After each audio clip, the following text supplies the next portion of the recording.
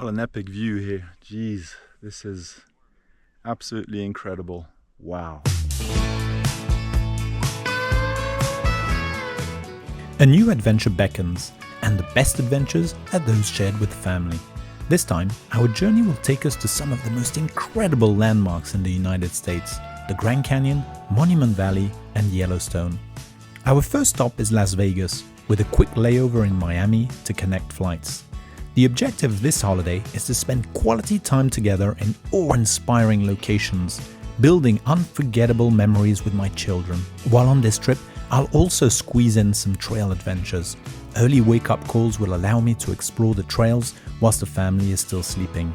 A great way to start the day energized, even though getting out of bed is the toughest part. This trip promises to be an unforgettable blend of family bonding and personal adventure.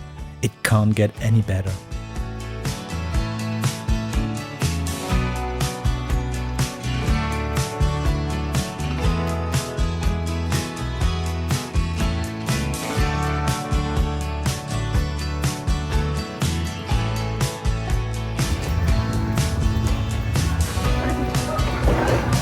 Las Vegas is a curious city.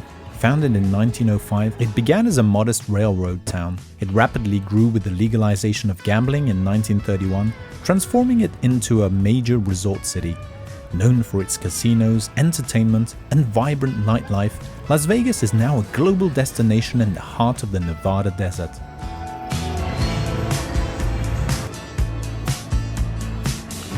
We aren't gamblers, so we spend our time exploring the many hotels, seeking refuge from the 120-degree heat. We enjoy visiting the aquarium, which provides a refreshing break. Later, we dine early and in the evening attend one of the spectacular shows at the hotels.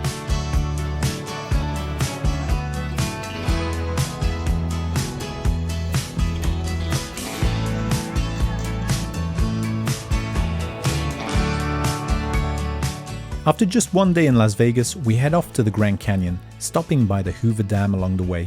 We also discover the Skywalk, an incredible platform on the Grand Canyon rim with a see-through floor that looks down a 240-meter vertical drop. It's a heart-stopping moment for me, as I'm scared of heights. After a 7-hour drive, we finally arrive at the Grand Canyon. This breathtaking geological marvel carved by the Colorado River over millions of years is located in northern Arizona. Stretching 277 miles in length, up to 18 miles in width, and over a mile deep, the Grand Canyon's red rock layers reveal nearly 2 billion years of Earth's history. Designated a national park in 1919, its diverse ecosystems and stunning views make it a true natural wonder.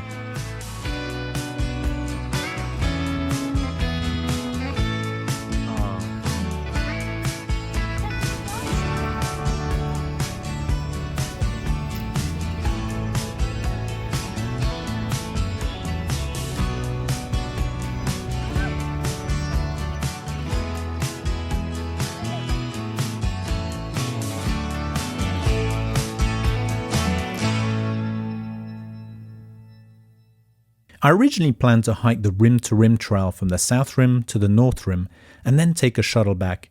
However, due to time constraints, I opted for a different approach. Instead, I decided to explore 2 shorter routes in the Grand Canyon, starting with the Bright Angel Trail on the first day, followed by the South Kaibab Trail the next day. Each trail covers around 20 kilometers with an elevation gain of between 600 to 1,000 meters. Perfect training for my 100-mile ultra race in October. Alright, so here we are in the Grand Canyon. We don't have that much time, so we're gonna see how much running we can get this morning. Finally, a little bit of trail running on the agenda here. Beautiful morning, 5 o'clock in the morning. It's gonna be epic.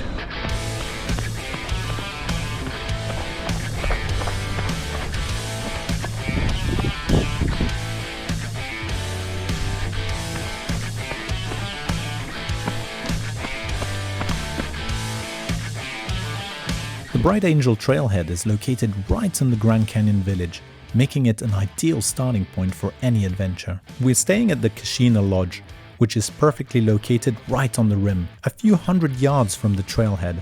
This prime location is why I booked our hotel well in advance.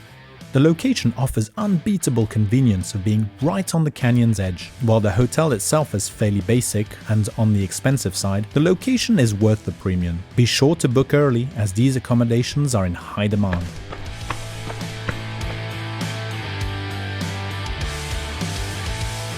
The goal of this adventure is to explore areas of the Grand Canyon that I wouldn't be able to tackle with my family due to the challenging nature of the trails and our limited time here.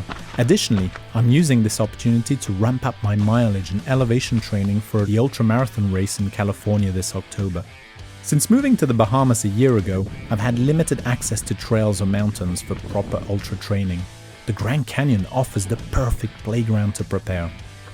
So since I can't get much training in Nassau on trails, I've loaded up my pack with as much weight as I could between the water and gear, just to get that training with the climbs, especially, well, the downhills as well, actually, because it's true I haven't had any training downhill in Nassau. Only the Stairmaster going uphill, treadmill going uphill, but the downhill, zero training. So this is actually quite good for me. The trails in the Grand Canyon, including the Bright Angel and South Kaibab Trails, are meticulously maintained by the National Park Service and a dedicated team of trail workers. Maintenance is an ongoing process due to the rugged terrain, harsh weather conditions, and the high volume of visitors. Crews regularly clear debris, repair erosion, reinforce switchbacks, and manage water drainage to ensure the trails remain safe and accessible. The trail's in really good conditions. The only thing is the steps. Steps add a little bit of impact on the quads, but otherwise it's pretty good. It's actually much warmer than I expected it to be at this time. I was expecting it to be near the 10 degrees centigrade, and it feels much warmer than that. But anyway, as we go down the canyon, into the canyon, it's going to get hotter and hotter.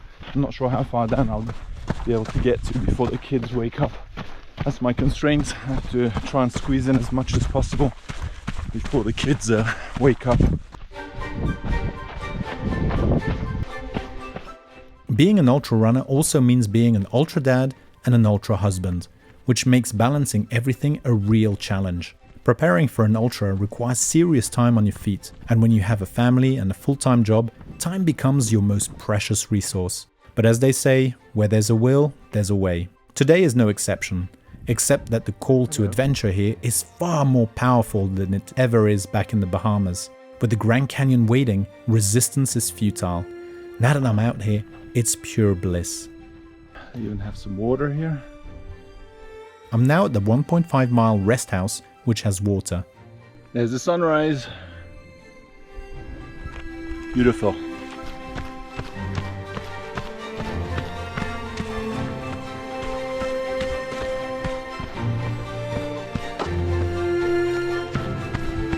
The Bright Angel Trail has a rich history that dates back centuries. Originally, it was a route used by the Havasupai people who lived in and around the Grand Canyon. They used the trail to access water sources at Indian Garden, a lush oasis about halfway down the trail, which we'll be going through on this adventure. There it is.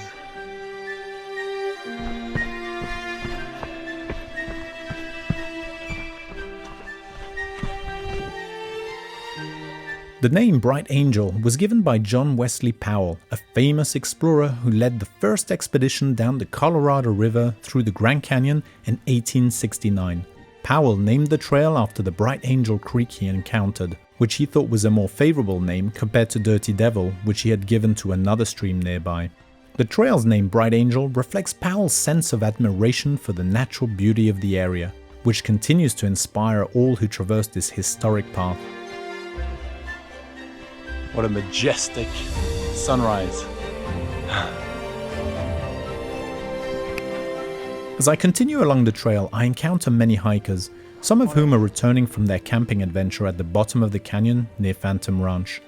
Camping in this area requires a backcountry permit from the Grand Canyon National Park, and these permits are often in high demand, so it's essential to apply well in advance. For those who prefer not to camp, staying at Phantom Ranch is an option, but reservations are required and can be difficult to secure due to the limited availability.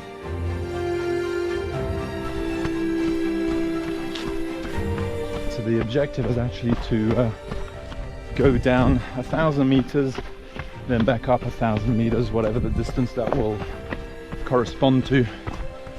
So far we've descended around 700 meters, so we're going to be approaching soon the turnaround.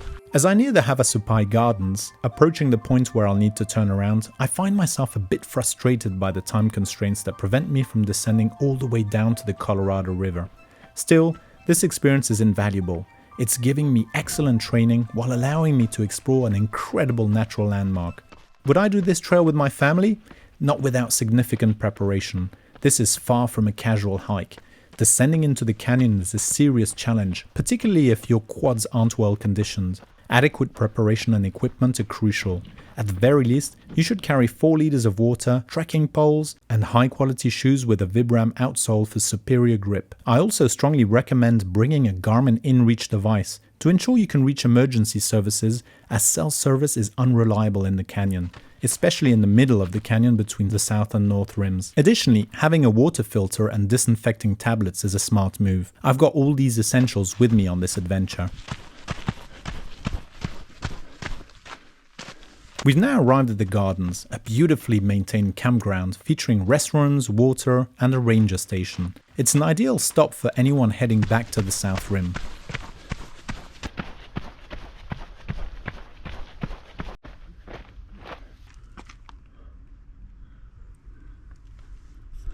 It's 10 past 6. So far, temperature's holding well. I originally planned to head to the plateau, but I accidentally took a wrong turn and found myself on the Tonto Trail. With no time to backtrack and find the correct path, I decided to continue down the trail, completing the 1,000 meter descent. 990 meters. I'm trying to find a place where I can get another 10 meters. Just 10 meters to go. Jeez. I hope I have it here. I need to turn around.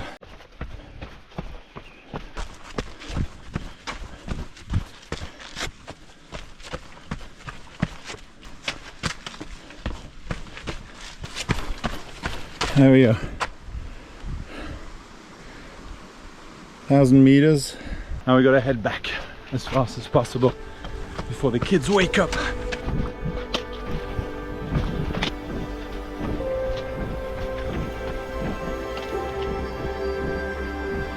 Before tackling the grueling climb back up to the rim under the intense heat, I take a moment to hydrate at the gardens, refilling my 2 flasks to prepare for the challenging ascent.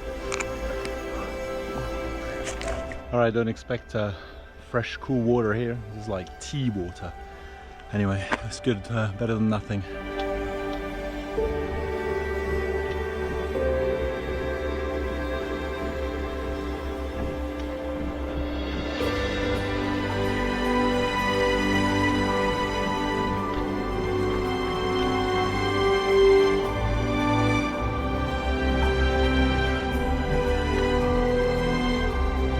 The Grand Canyon is a truly majestic landmark, where standing at the bottom of these towering rims makes you feel incredibly small. It's a refreshing contrast to the flat roads of the Bahamas, and I feel truly privileged to experience this awe-inspiring place.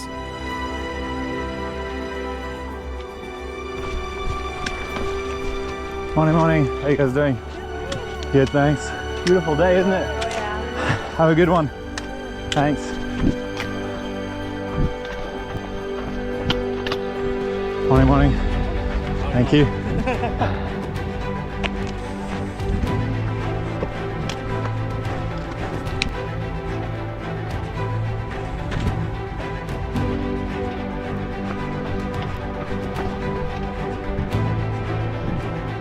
Voilà, il me reste 700 mètres à faire. My wife is awake now, so I take advantage of the cell signal to send her a quick voice update. After that nerve-wracking experience on the Kalalau Trail in Kauai a few years ago, where I was late and my messages didn't go through due to some mistakes I made setting up the Garmin InReach, she's understandably more cautious. Since then, she insists that I check in as regularly as possible, and I'm happy to keep her in the loop.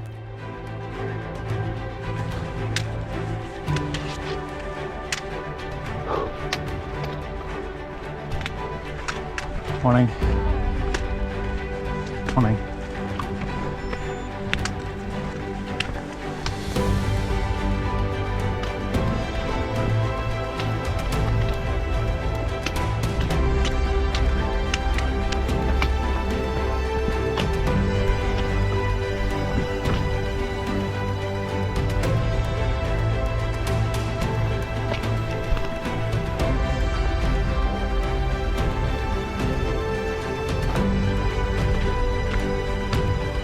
Tough now. Hot.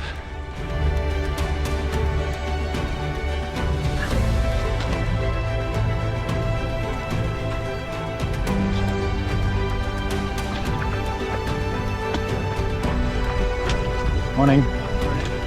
Morning, morning.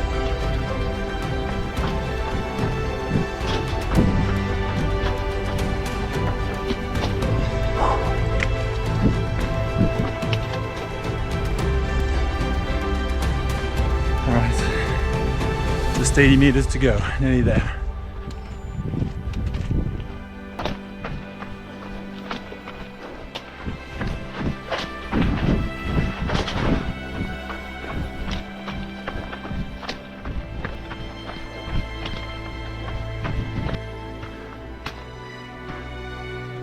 Whew, there we go, we made it.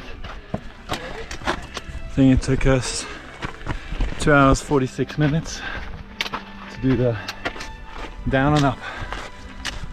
That was tough.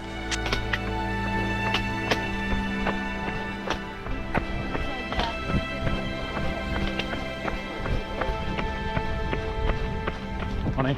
Now we're here. Completed the route. 2 hours 51 minutes.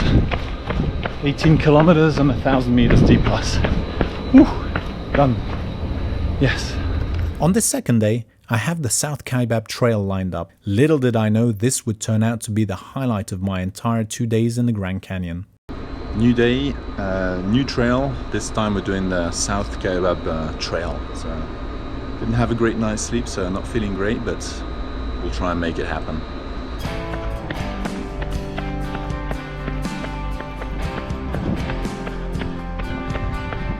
I have over 3.6 miles along the rim to get to the South Kaibab trailhead. To get there, I take the rim trail, which is amazingly well maintained. It stretches about 13 miles, offering spectacular views along the South Rim from the South Kaibab Trail to Hermit's Rest. It provides an accessible and relatively easy hike with multiple points where visitors can join or leave the trail. Wow, beautiful, beautiful views. Jeez. Originally developed in the early 1900s, the trail has been expanded and improved over the years, allowing hikers to experience the canyon's grandeur with minimal elevation change. The path passes several iconic viewpoints, including Mather Point, Yavapai Point, and Hopi Point, making it a must-do for those seeking panoramic vistas of the Grand Canyon.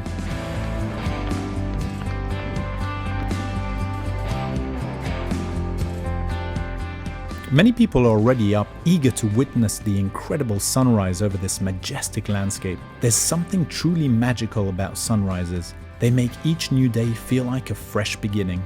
It's a moment filled with inspiration, where the world seems to offer a different perspective. The dawn infuses us with energy and hope, as if life itself is handing us a new opportunity to make this day count, to improve things, and to embrace the possibilities ahead. Beautiful.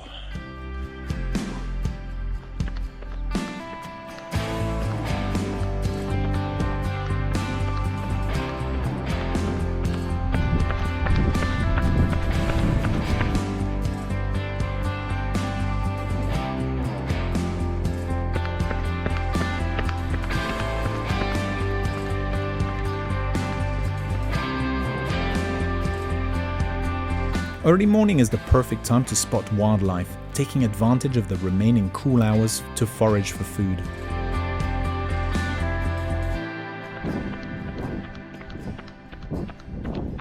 I finally reached the South Kaibab trailhead. If you're heading out on this trail, be sure to fill up your water flasks here, as there are no water sources along the way, unlike on the Bright Angel Trail.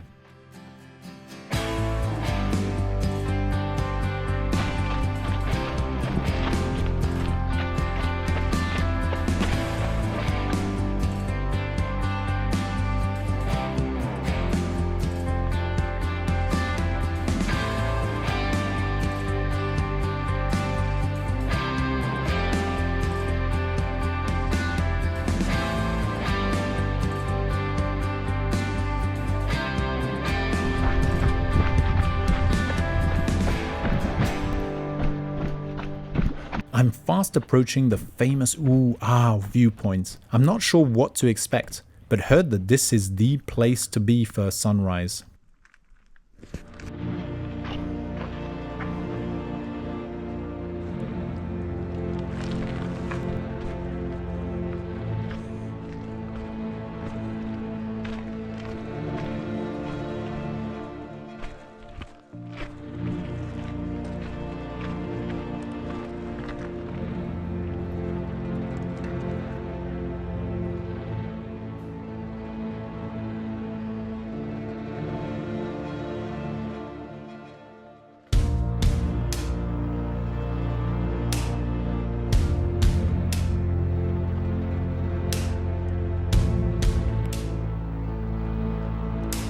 There's something about these majestic landmarks that reaches deep within us, touching the very core of our being.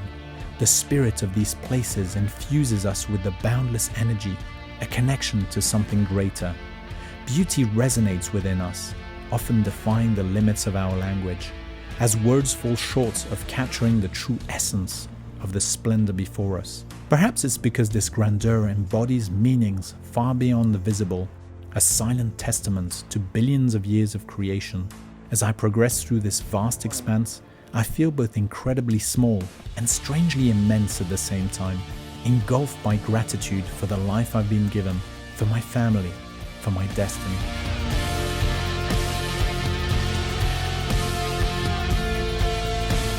Well, an epic view here. Jeez, this is absolutely incredible.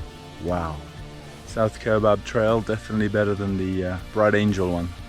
Man, incredible. This moment reminds me of the meditative states I find during ultra races, a place of profound gratefulness, where the heart and soul are perfectly in tune with the universe around them.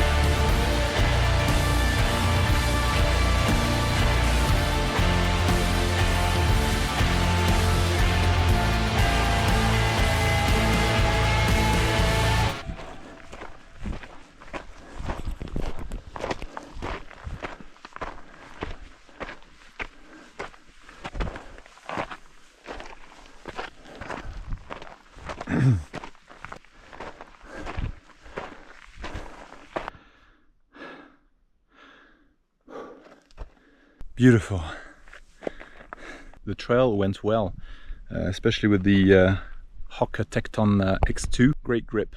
Now heading back, taking the poles, my black diamond for the training, and we're gonna head back to the hotel now. Now it's all about the uphill.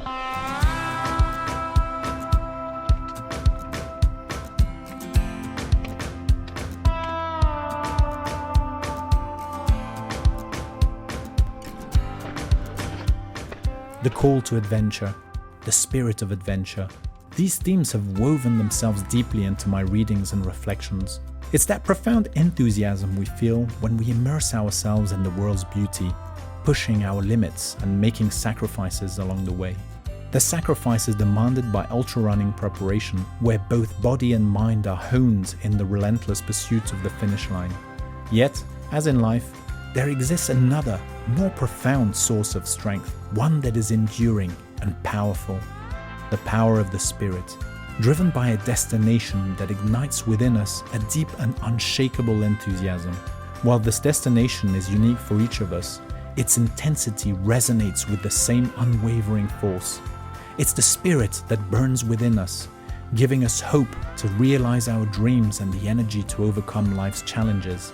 Carving out time for today's adventure is a way of tapping into this deep enthusiasm, a way of living fully and authentically. There we go, South Kaibab Trail done in part. Beautiful, absolutely epic, epic route. Definitely much nicer than the Bright Angel trail that I did yesterday. So yeah, if you're doing this trail or going round or doing a loop or whatever, definitely try and do this during the day or even early in the morning like today with the sunrise. Absolutely epic, beautiful.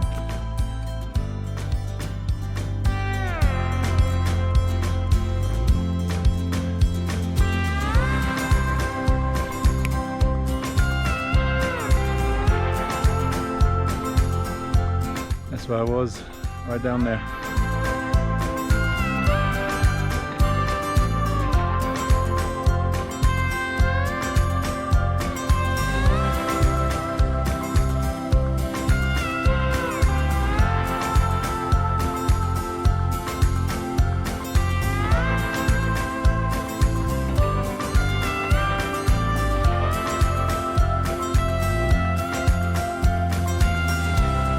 There we go, done 21.7 kilometers, 640 meters elevation with various stops for pictures and videos, 3 hours 17 minutes. Whew, that was good.